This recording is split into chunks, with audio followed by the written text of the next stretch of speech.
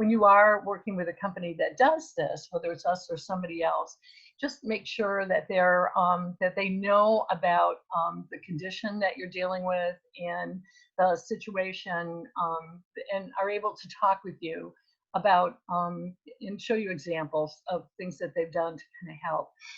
I am I've since become very involved in the remodeling in the home building community. I'm on the board of directors for the National Home Builders Association of Southeast Michigan. I am a former president of Professional Women in Building. I'm also an active member of the National Association of Women in Construction, and so I this is my world now. Construction is not something I laugh about; it's something that I take real seriously, and I'm very proud to be a part of. But we work with medical professionals all the time, and I think that's key. What I'm going to talk about today is, three things, and it's kind of woven into my presentation. One is an overview of things to consider. And there's a lot of different things, and I've broken it into some topics that you'll see on the next slide. I've got some really good examples of universal design, and I'm going to give you sort of my philosophy with regard to this. One of the things that I learned as I was going on my personal journey, but also as we've worked with families throughout the last 11 years, is that people still find a remodeling project exciting when you're doing it because you need, safety features to be installed. It should still be something that you look at as, making your home a better place for you to live. And there's ways using universal design principles, which really are designed to be good for everybody, that you can add some beauty to your home, make your home a better place to live, and it should be a good thing.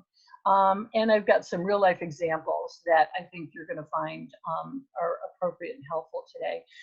You see that up in the left-hand corner, there's a report there that is a cost versus value report.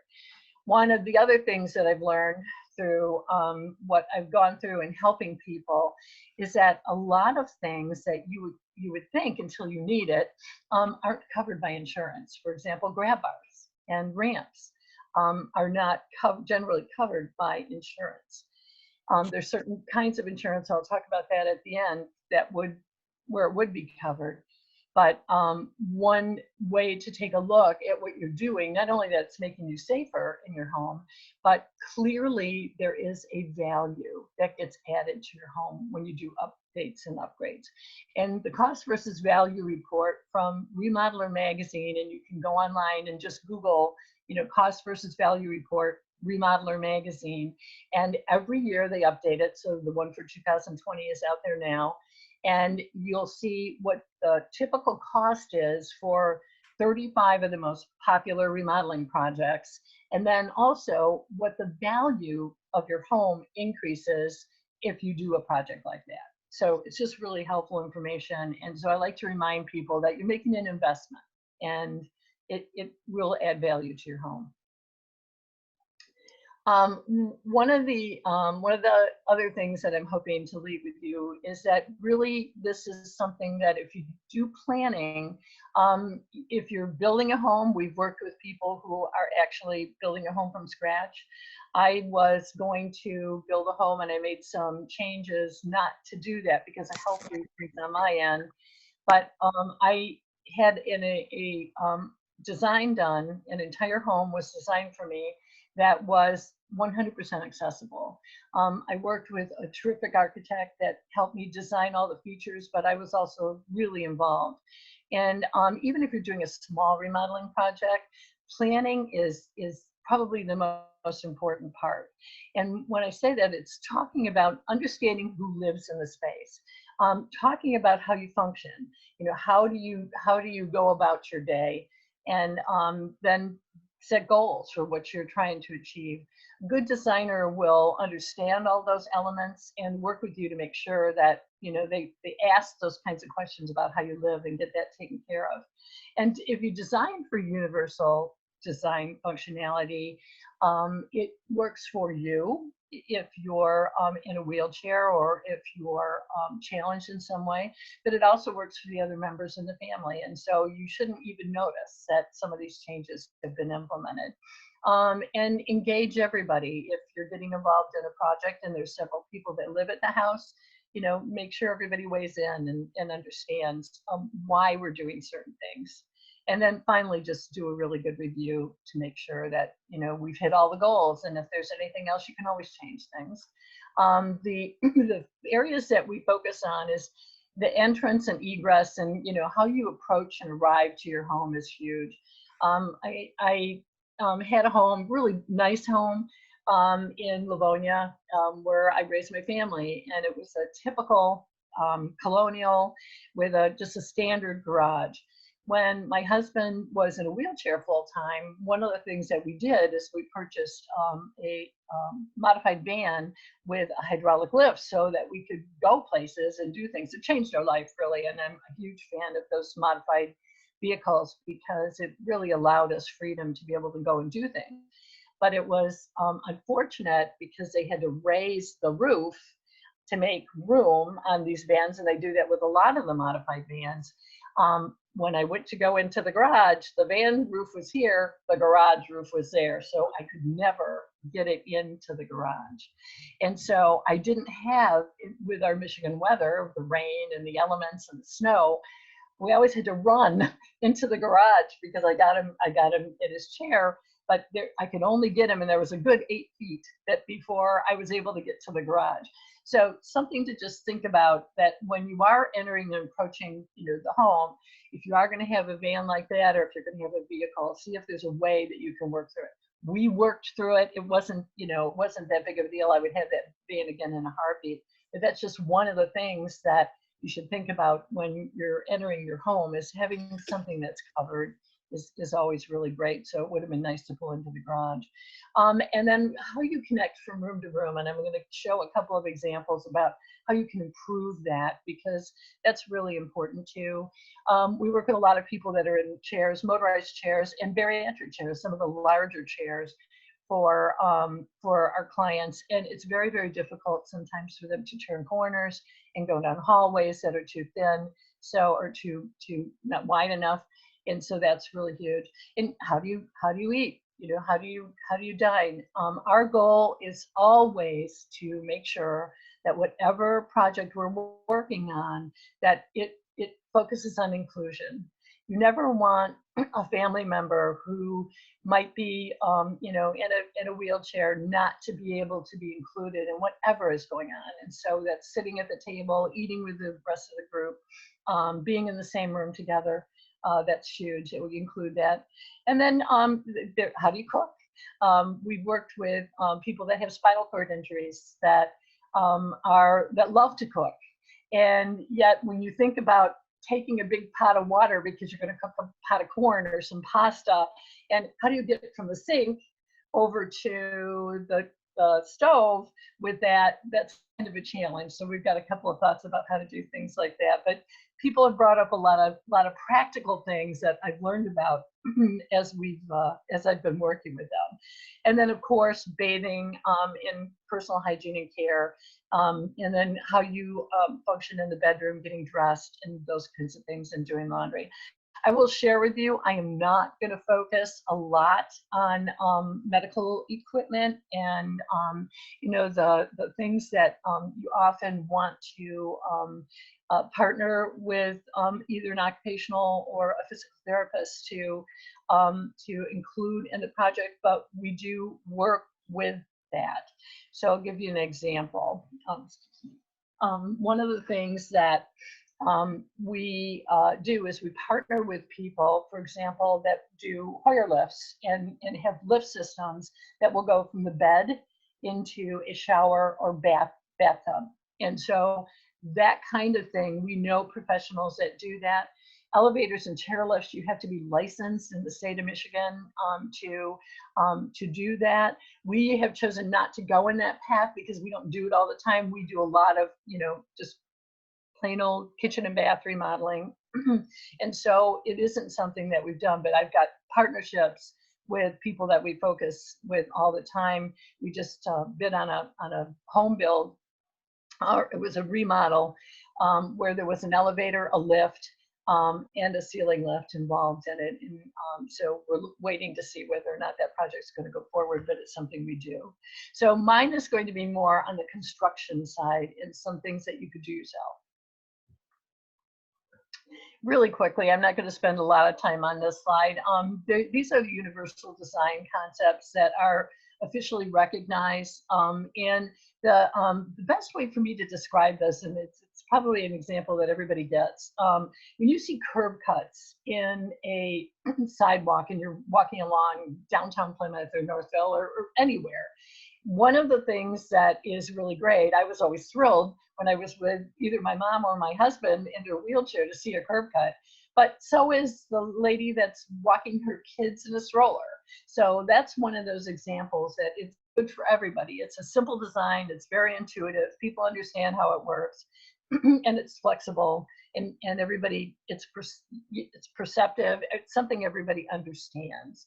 I'm going to show you, whenever I find a universal element in these designs and these case studies that I'm talking about today, I'll talk about that. But our philosophy is that, again, when we're remodeling and building homes for people, that it really should be not even noticeable when you're seeing this. The home that I had worked with the architect to design, we had ramp-scaped entryways into my home. There wasn't a threshold in the entire house. It was on a lake, and I had a big open window. We even worked with the window company to make sure that there was no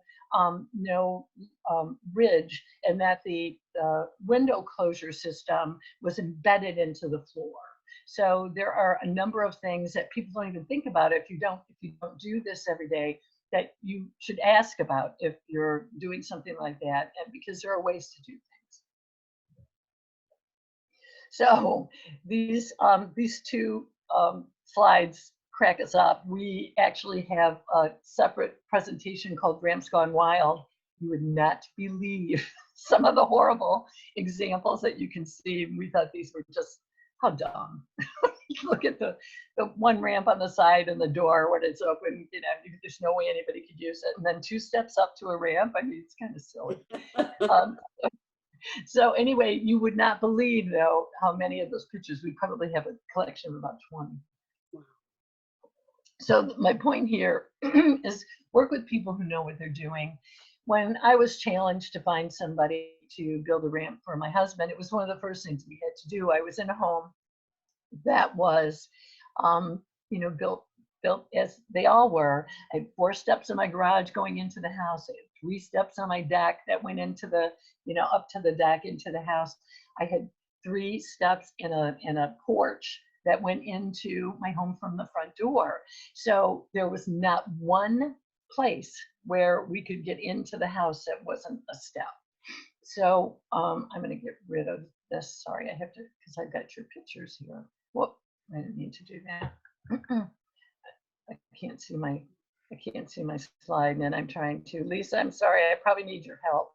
I'm trying to move the pictures on the screen. There, I'll just move it to the other side. Okay. Anyway, so there clearly needed to be a step or a ramp. So I reached out to the guy who remodeled my basement. I didn't know where to go. And so what he did is he essentially built me a ski slope. I think I paid $800 to get this ramp built, but I have a shoulder injury that I've spent probably $2,000 in paying attention to, because I had to hold my husband. One time I let him go, he slammed right into the wall of the garage. So the point is, work with people that are licensed and understand this. We work with a company called Disability Made Easy. They're amazing. As a matter of fact, from what I understand, and they share this story all the time, their father had ALS or has ALS, and they really work like we do. So we like the fact that they're compassionate and understanding and work on things. So you should, at least in an entryway and doorway, one of the things you need to consider is making sure you've got some way to get in and out with a chair. And that is 0 step if you can. The outdoor walkways should be well lit. If you install a sensor light, and we love recommending these to people, they're not very costly and many people can do it themselves. Make sure that when you install it, that the light is focused on the door lock. Small item to think about, but it really does help. And then using non-slip flooring in the foyer is helpful. And I'm going to talk a little bit about flooring options that will help you.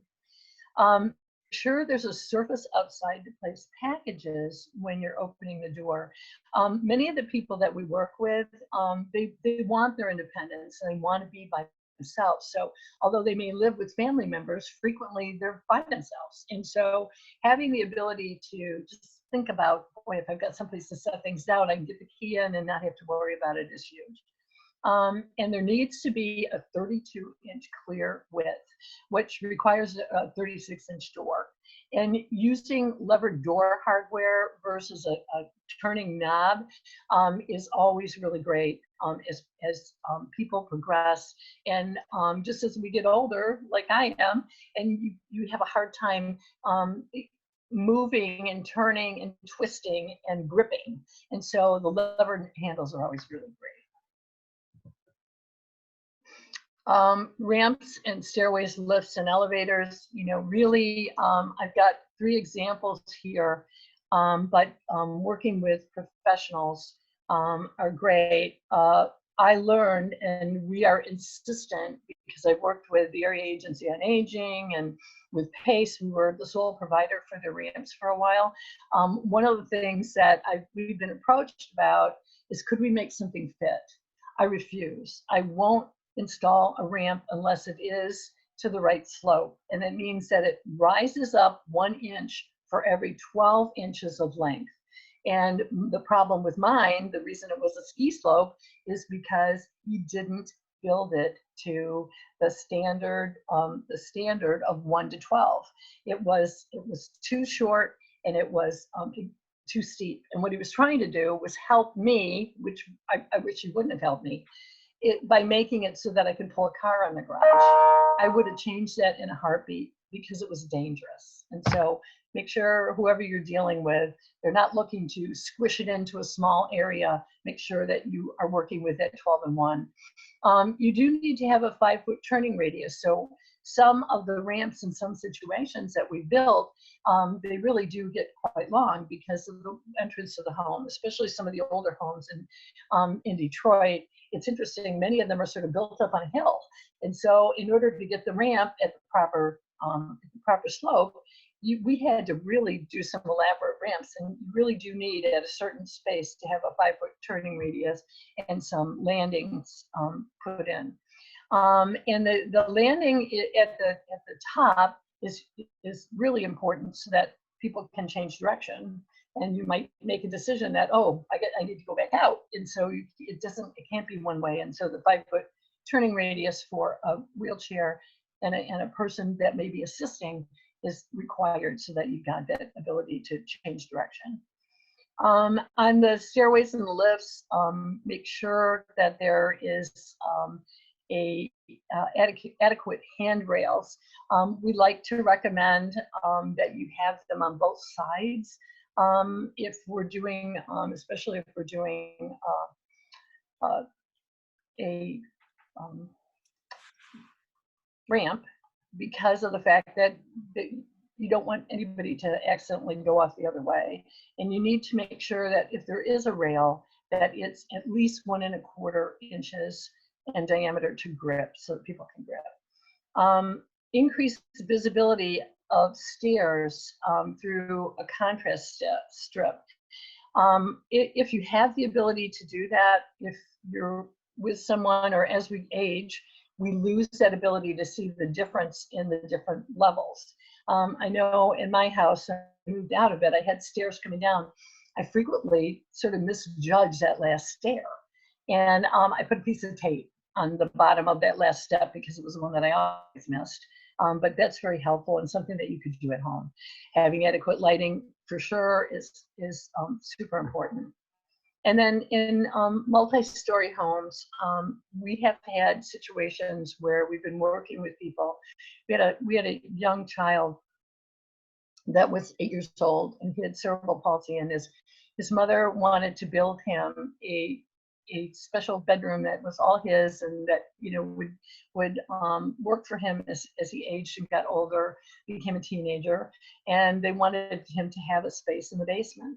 Well, when we were gone, after we had done some planning, it became real clear. He came to his mom and he was afraid to be in the basement. He didn't want to be there.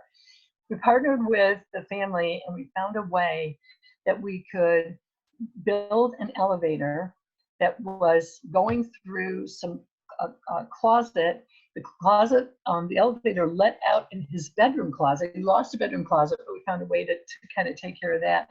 But he was able to stay up on the second floor with the rest of the family. We made the bathroom bigger, and so that he could use that bathroom. But it worked out to be good because the elevator went all the way from the basement up to his bedroom, let him out in his closet. And if he does, when he's a teenager, decide that he wants to be down in that basement, and make that his space, that worked out great. In the meantime, he could go down the elevator, be with his brother and their friends, and it worked out really good. We were very fortunate that we had a way that the house was built so that we could do the elevator in the closet. But it is doable as a modification. If you're doing new home construction, no problem at all. The house that I was building, at one time we were going to do a second level, and I was working with an elevator company. Cost of an elevator is, you know, just FYI for you. Putting in an elevator, generally talking about $25,000 for the elevator. But for that family, it was one of those things that they were going to live in that home for the rest of their life. They were fairly certain that their son was too, and they would be caring for him for a long, long time. And so it was an investment that, again, it changed their life, and they thought it was great. Okay, I gotta find a way to do this. You can all see the full screen, correct? Your slides, you mean? Yeah. Yes. Okay, good. I just need to make sure that I'm not, that what I'm seeing isn't getting in the way of what you're saying. This is the presentation. okay. This is really some shots from our showroom. One of the things we did when we decided that we were going to build a kitchen and bath showroom where people could come in and actually see things and touch and feel, and we could talk to them more than concepts, and we could actually showcase what we were talking about and how we were going to build things. We worked with a focus group. I actually pulled a focus group together with people that I call rock stars from the disability community. They were super helpful, and they were people that gave me a lot of really good ideas. Matter of fact, Tom Holtland, and I quote him all the time, from the Center for Independent Living in Ann Arbor. At the time, he was the CEO. He's the one who talked us into getting the pot filler that you see over. That's a cooktop that that's underneath that pot filler there, because of the, you know, corn and the pasta that he was balancing on his wheelchair as he was coming across the kitchen and spilling water all over the place. But the base lift that you see there with the cooktop, the two little buttons that are on the right-hand side, that you push one to go up, and that counter will actually meet the counter there that is at a level with the other two sides of the cooktop, and you push another button to lower it. So this is a universal design concept that if you're living with somebody who's shorter, or you're living with somebody who's 6'6", that countertop could go up an additional 6 inches to accommodate the very, very tall person. But for people that need to be seated to cook, this is something that is a great accommodation. It's made by a company from Sweden, and I have been in communication with them. I actually cannot get their product probably till the end of this year, because they're working through some issues with U.S. Customs, and they're having a hard time getting it over here. They did not at the time that we installed this in the showroom, and it's something where we've worked with a lot of people in wheelchairs that like to cook, and then one guy that we were talking with was a chef, and so this turned out to be something he was pretty excited about. But we're on our path to be able to get some product. Plan for adjustable and very high counters. You see the gal that's at the sink there, and she is actually, the counter is down at a height that's great for her. And she has knee space underneath so that she can pull in. And the way that we accomplish that is the sink is more shallow. So that sink, although it looks like a standard, sink, it's probably only about 4 inches deep. It's fine for being able to do dishes and to rinse things and to do what you need to do with the sink. But it makes it so that we can facilitate the right height for the wheelchair, and it also gives you the knee space that's there. This is a Fisher-Paykel dishwasher, which is a dual dishwasher, and clearly it's easier for her to use that bottom level, but it's great for people too, if you live alone like I do, and you don't often get it takes you a week to get a full load of dishes. It's nice because you can run small loads. Installing under counter seating work areas, and I'm going to show you some examples of that, and always being conscious of how the person's chair will operate. And I'll go into more detail when I show you the examples. If you can use accent stripes, again, if it's necessary, on the edge of the counter to keep people from, putting things down if they're having a hard time gauging and monitoring edges. And including a base cabinet with rollout trays. And the bottom picture where you see the rollout tray that looks like it's kind of that standard spice rack that you might install when you're designing a kitchen typically. Well, what we did there is we put canned goods and use it as a pantry.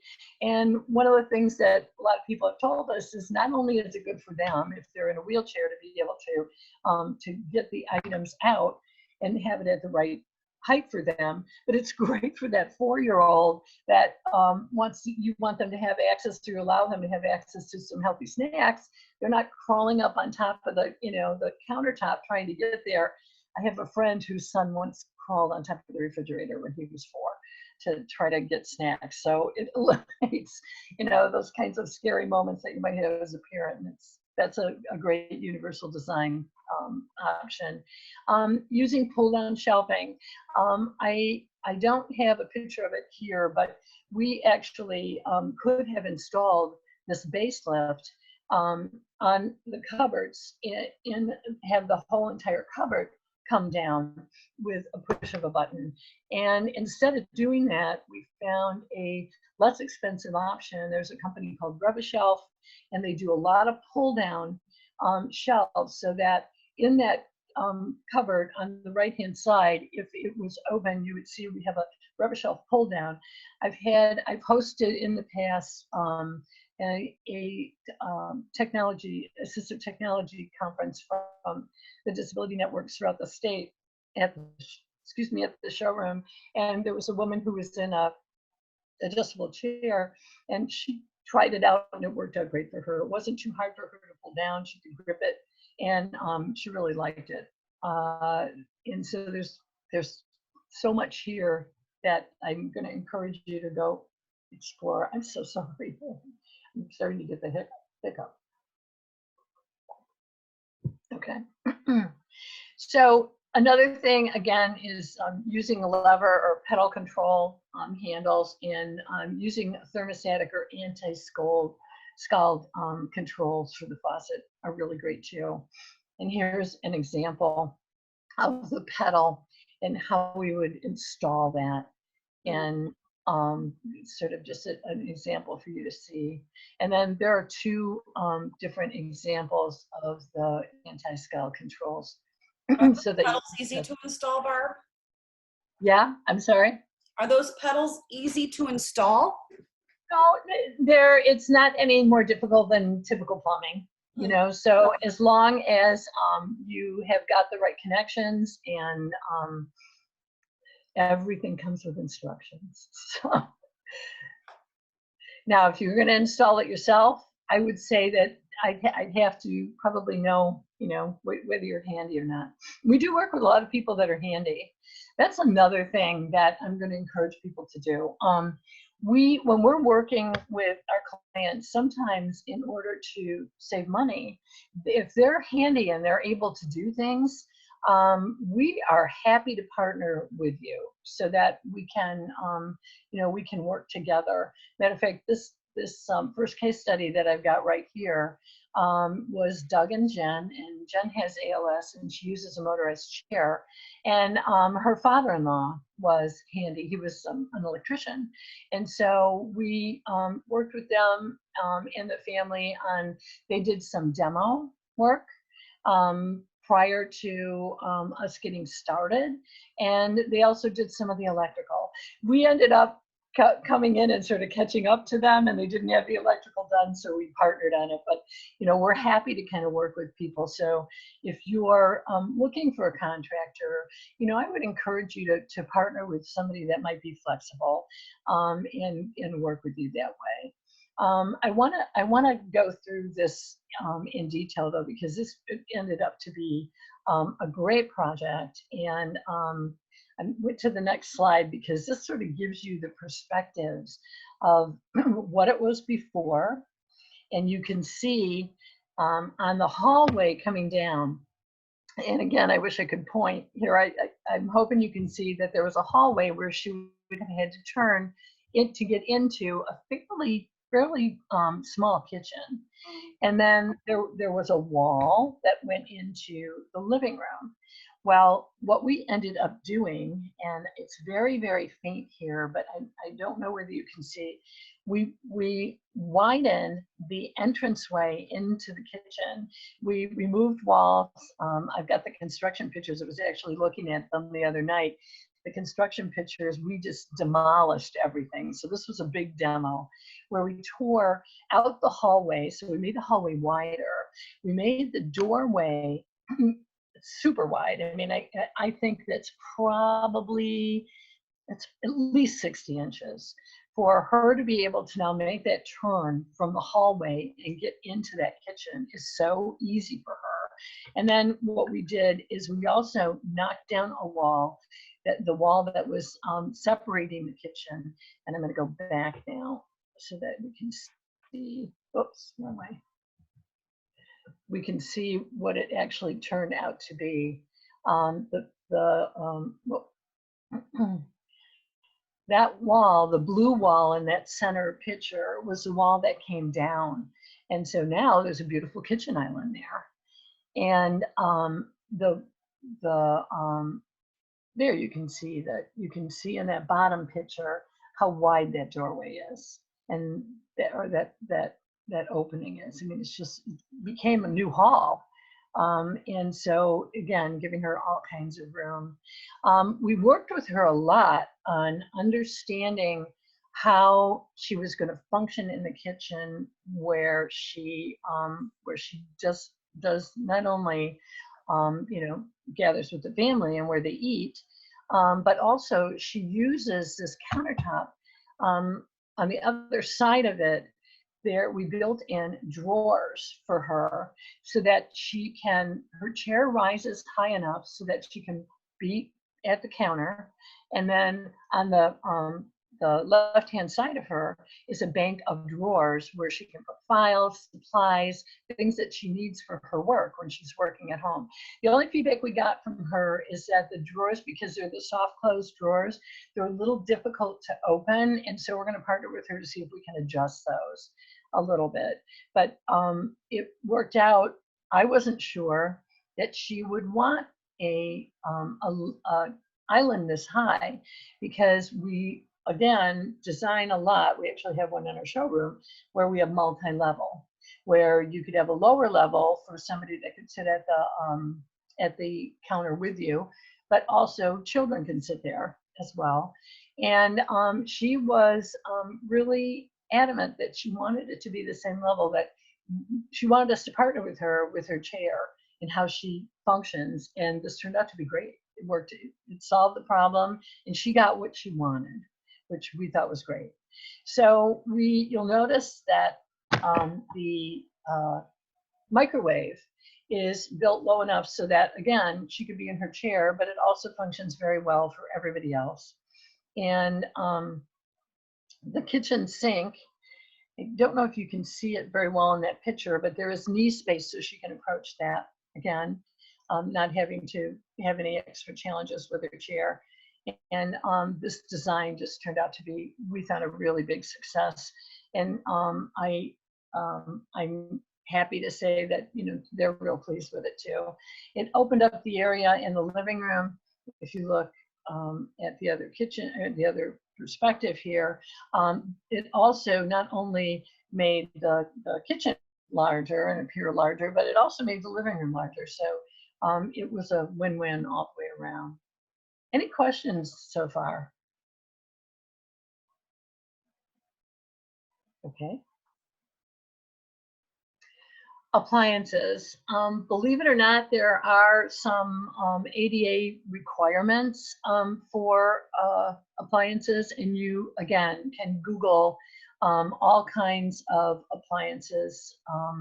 If you're going to be swapping out your appliances, I recommend you take the time to do that. See what works best. I've listed here just, you know, some minimums and maximums that are common sense. And that are recommended by the ADA, but it really is finding things that work for you and that you try it out.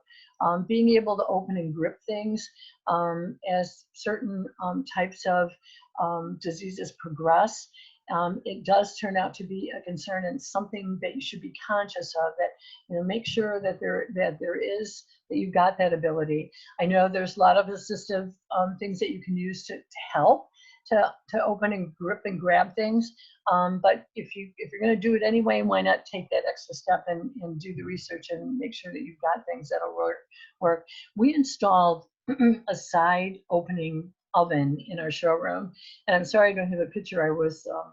I've been out of the office all week, and so I didn't get a chance to take a picture. But the concept is, we have worked with people. I've actually done a presentation with a guy, great guy, who used to be the CEO of the Paralyzed Veterans Association.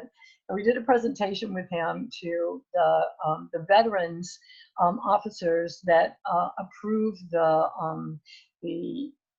benefits for a lot of the soldiers and the veterans.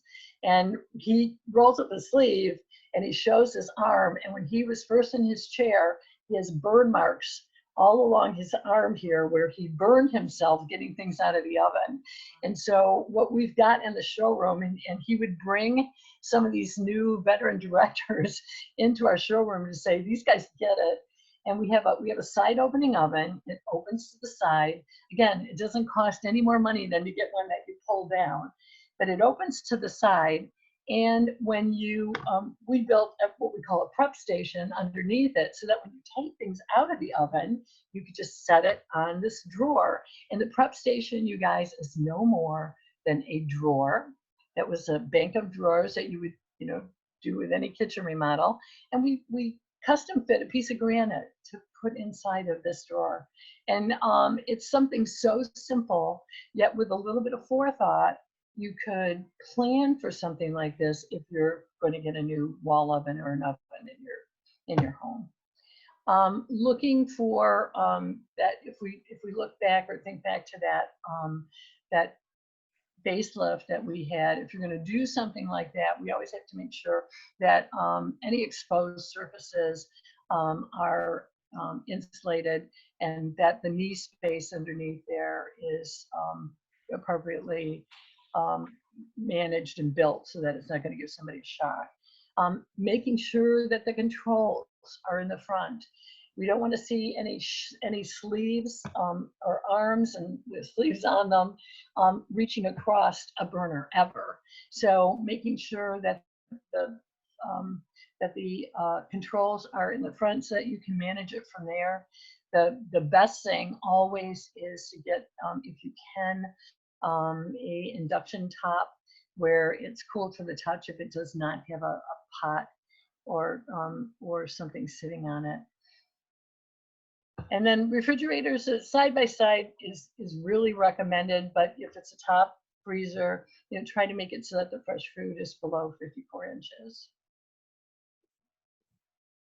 And then here's a couple of examples of appliances that are officially considered ADA appliance examples.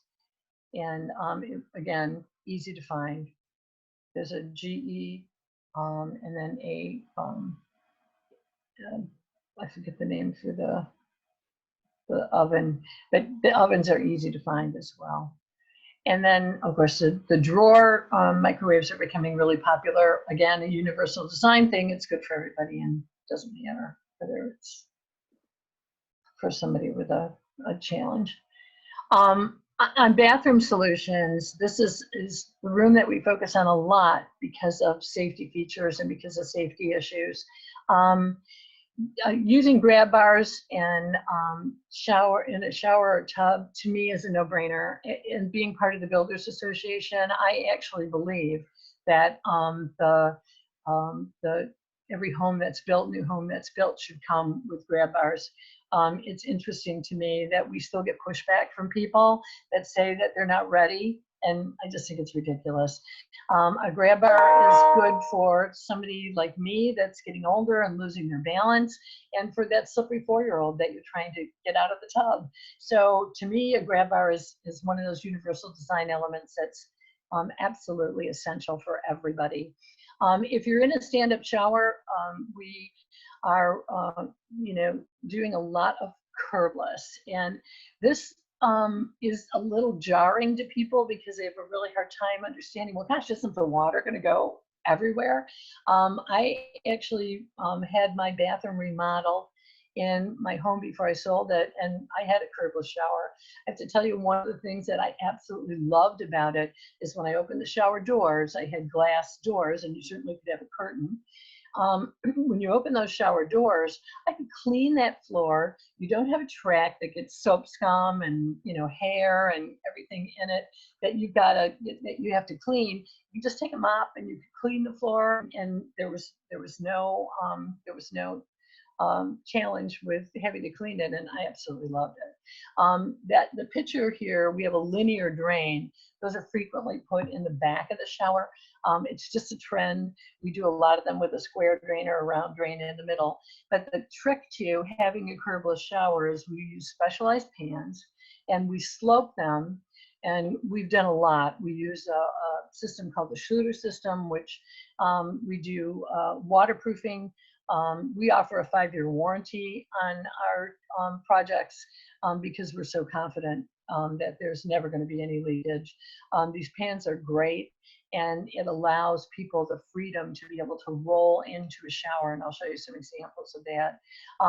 The other thing that if you're using a bathtub, you certainly can obtain a portable transfer bench or install a bath lift, like we talked about earlier, and those are always really helpful. You can use a fold-down seat, which we install a lot of times. I'm going to share with you, though, we used to have a partner, her name was Carol Green, who was an occupational therapist. And Carol had spent her whole career as an OT. And she was focused on brain injury, and she was a brain injury specialist. She's since passed away, unfortunately. She died in 2013. But she taught us so much. And one of the things that she recommended to us is to not build in a bench in a shower. There are times when people progress, their situation will progress where not only do they need to take their chair into the shower, but they need to maybe have somebody in to assist them. And so if you if we would have built in a bench, it might prohibit us to have that extra room. So what she recommended always is that we get a teak bench, or you could get any kind of a bench. It could be plastic. But get a bench that you can move in and out of the shower. Again, it's universal. When somebody needs it, great, it's there. If the person that is using the shower the next time needs it, it's not there. And so you can take it out, move it in, take it out. So we have not gone in that direction. Another thing, and this is kind of controversial sometimes, but another thing that she taught us only because she had so much experience in working with patients.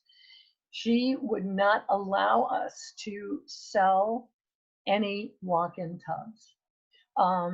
She said she's just worked with patients too many times where it was so much of a struggle for them to open that door, to maneuver their body the way that they had to get in and out, to have to wait there, naked and cold while the water fills up, and then have to wait until it drains. The only one that I have ever seen that would drain quickly and that had a circulating system that we thought we could live with, it was a $10,000 tub.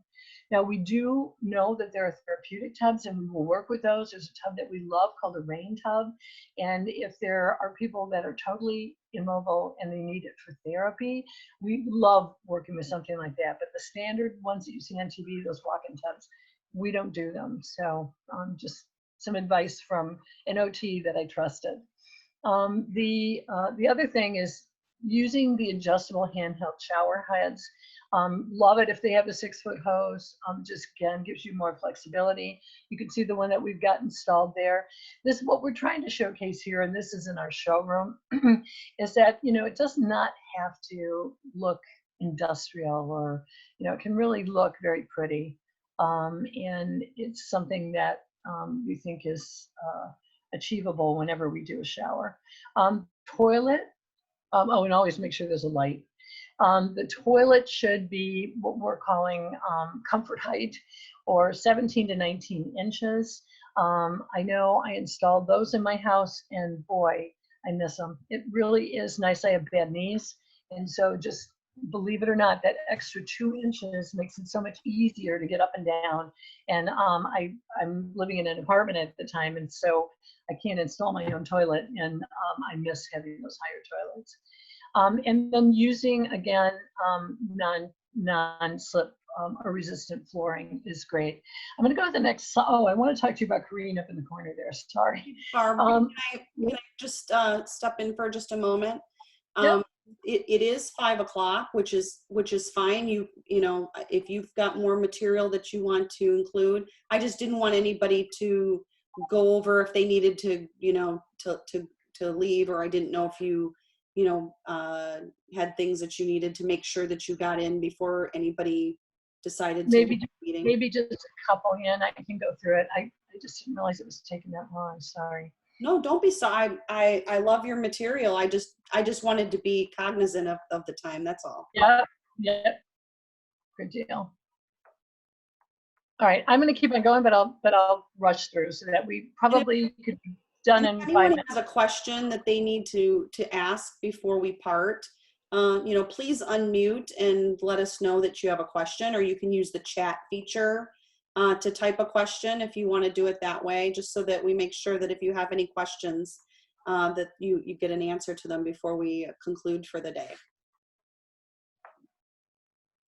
Thank you, Barb. Go ahead. The gal that's holding on to that rail, one of the things that we've worked with people saying, oh God, I need the rail on a hallway, but I don't want to install, normally you guys, what they install are just stair rails. And so this is a nice option. It's totally acceptable and grippable and works. And so we've done a lot. This is just some examples. The item on the left is a toilet paper holder. It holds up to 500 pounds. So there are grab bar accessories, they call them grab accessories, that you can get and install, and it works really good. This is an example of somebody that we helped out with Parkinson's. They had again a Colonial. They had a lot of family members that visited. We stole some room from a closet, and we created a first floor living space. The gentleman had progressed to a point where he couldn't use a stair lift and transfer, so we needed to build something downstairs, but they also wanted some privacy, so we gave him the ability to enter that way, getting creative. This was a job that we built for a woman that had been in a motorcycle accident, and she was an amputee. She absolutely loves the way that this came out, and it's working for her so that she didn't have to move. She had a teenage son, and she wanted him to be able to finish school at his high school, and so it worked out great that we were able to modify her house. pretty. And this is one, it was just a couple that were in their 60s, and they said they wanted to stay in their condo forever. And so we built a shower. In the picture on the bottom right, you can see how you could get into that. And 2 people, 3 people could be in there, probably 5. That is so pretty. Oh my goodness. It's big enough, and they got what they wanted. This was, they got rid of that shower on the left is the before picture, and it came out great. That is so cool. And so this is just closets and shelving. Be aware that there are products out there. Up in the upper right-hand corner is another rubbish shelf. When I had the focus group that worked with us, they said, boy, it's hard to reach that stuff and get things down and to organize my closet. So that rod in the middle is actually a pull-down rod, and it's adjustable. So if you're in a wheelchair and you need to pull it down, you adjust it to whatever length you need it to be, and it works out great. And then, of course, Shelf Genie products are on the bottom, and we absolutely love their products, and it works out great so that people can have things that you don't have to reach to the back of that cupboard. You can pull it out to you. Flooring, just a couple of notes, and most of the advice that I'm giving you right now is really, you can find this stuff. If you're going to do something yourself, you can look for it. The ceramic and porcelain tile, there are products out there that are ADA certified. Ceramic and porcelain really can be a good non-slip product. You're going to see in this example of that we did with the shower, we've got a smaller tile. So that makes it so that the traction is a lot better. Another thing that we love is we love the new luxury vinyl tiles that look like wood, and they're super good. And then bamboo and cork as well. And there's a lot of things. You could do a whole presentation on smart technology. There are all these systems, and the voice assistant technology is getting better every day with Amazon Echo and Google and the Apple HomePod. There are monitoring systems that can check, you can have a camera at your doorway and see who's at your door, so that you don't have to go. You can just leave them a message saying, leave the package and I'll be fine. One of the things that we worry about people that are in wheelchairs when they're home is you don't want to leave any clues. That's why we try to recommend the ramps in the back if we can, because you become vulnerable sometimes if people think that there's somebody there that's in a home. These are just some common sense things. If you're redoing some of your lighting, if you can change out the flippable light switches to the rocker switches Decora. They sell them at Home Depot, and those are things that we recommend to people all the time. Up in the left-hand corner, there's a product from a company called Snap. You also can order those. All you do is replace the receptacle, and that is a night light. And so by replacing a simple receptacle in your hallway, you've now installed a permanent night light that you can have in your hallway, which is really great. The bottom line is on lighting is make sure that you've got plenty of it. And if you've got a light fixture that's only got 2 bulbs, maybe swap it out for one, or that only has 1, swap it out for one that has 2. It's a small thing, but it makes a huge difference. Checklists and resources. I am a certified aging in place specialist, and they're all over the country. The National Association of Home Builders has a designation that they provide. I went through training in order to get the certification, but it also means that we're people that are trained to work with occupational therapists in the medical community. And I've given you some links here. And then this AARP Home Fit Guide. Linda, I sent that over to you. I love this guide. It's a do-it-yourself guide that you can download online, but I also sent over one to you. The AARP encourages us to download it and share it with people. So if you want to put it on a link to that on your website, that will work out good. But it's a lot of things that you do yourself and take care of. And then with regard to paying for some of this, I said that, this is something that a lot of insurance doesn't pay for. But if you own your home, we work with a lot of people that can and do get home equity loans, and the interest rates are fairly low right now. So it works out to be something that is, again, an investment in your home.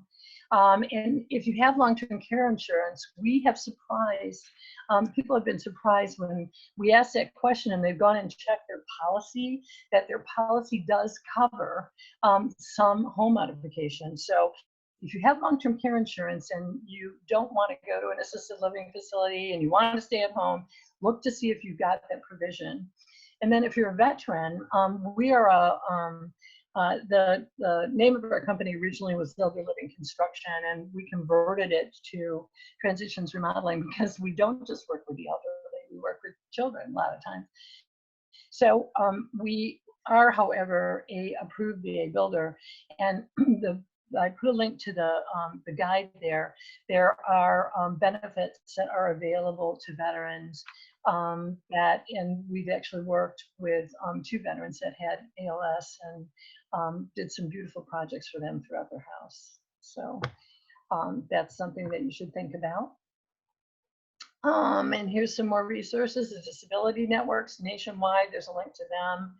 There's to the VA, and then the United Cerebral Palsy, even though it says cerebral palsy, they have what's called the assistive technology loan that is available to anybody that has a challenge or a disability, and they're a great group of people, and they offer low interest loans for assistive technology.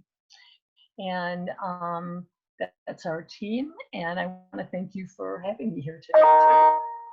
Thank you for your presentation. It was very informative, and I love the pictures that you selected to share with us too. And the resources that you shared are pretty much the resources I would have shared as well for assistance. So yeah, I mean, you covered it very well. I think through the Michigan waiver program too, for those people who are low income or perhaps eligible for Medicaid. They have resources as well, but that's just to piggyback onto what you had added. Was there anyone that has any questions about making your home accessible? You have to unmute to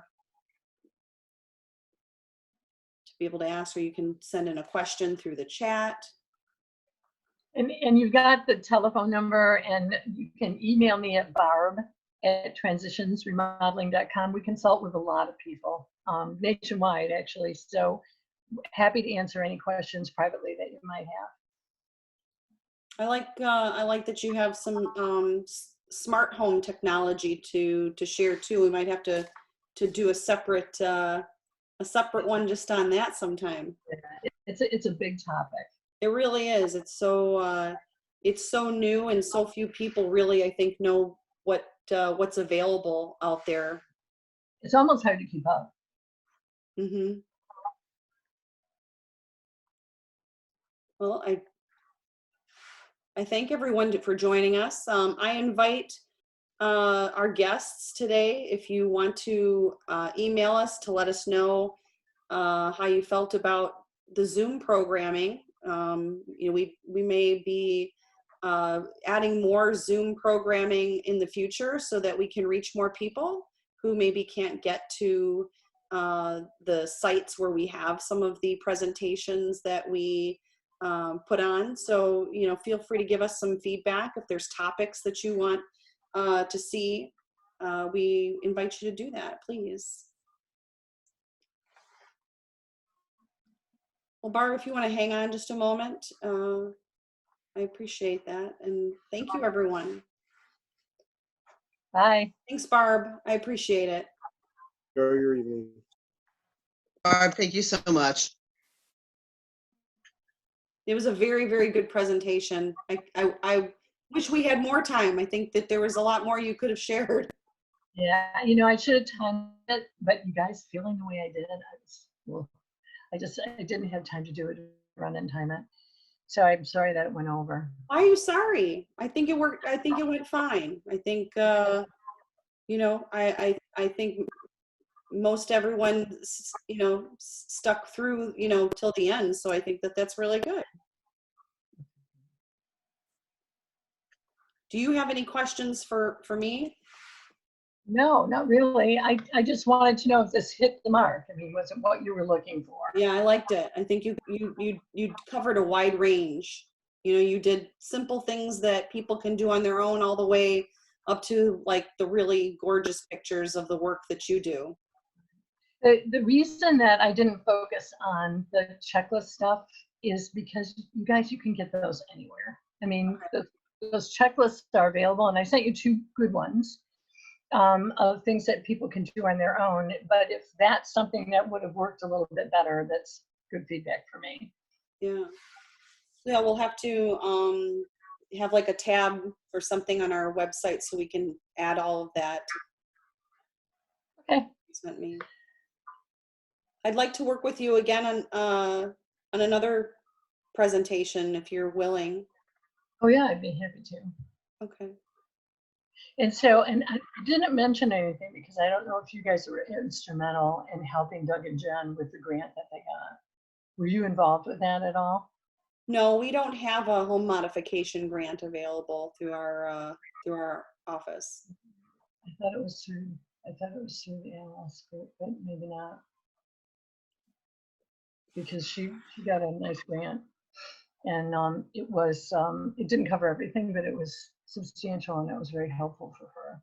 So I was going to say, thanks, boy, if that was something that you had, that would be outstanding. But I know it takes, and I know you're constantly raising funds. Yes. How do you guys do that? Do you have walks? Do you have? Yep. Yes. Yeah, we're solely funded through donations. Got it. And our walks are our biggest fundraiser. Okay. And we have a walk in Midland, a walk in Lansing, a walk in Kensington Metro Park, and a walk at Stony Creek Metro Park. I'll have to get the information. I walk with the Alzheimer's group Okay. every single year. We go to Brighton and we do that. Last year we raised over $10,000, which was good. That's wonderful. We work with juvenile diabetes too, and I've walked with them and done fundraisers with them. We had a cornhole tournament and Oh, fun. did some things that were kind of fun. So yeah, send me the information. I'd like to get involved. Sue wants to say something, I could tell. Yeah, I was just going to say we would love to have you. This is Sue. I'm the executive director. It's nice to meet you. Thank you for doing this. It was great. And I just want, we would love to have you involved with walks too. It's the way we raise our money to help our pals and families. And my carpenters, especially the ones who work in these homes, they've got big hearts and they understand, that this is important. So right. Thank you. We also have I don't remember the dates now with our auction. What are our dates now with the auction, Sue? We're shooting for June 1st. That's what Kim and I discussed. It's an online auction. And we've got, I think, well over 100 items this year already. Really? But we have to see how things go because, we have to be able to get the items out and all that kind of stuff once it's over. So we're shooting for June 1st. So we'll run for about 3 weeks and then we'll go from there. Okay, well, send me that too. Who knows? There's some good stuff on there. Good. So the more we share it, right? That's better. Yeah. All right, ladies. Well, Barb, I wish you well. I hope you feel better, hon. thanks. I appreciate it. And I'm glad I was able to get through it without like coughing. And You did fabulous. okay. Thank you so much. Hearts to you. Bye-bye. Bye. Thanks, Sue, for joining us. Trying to get out of here.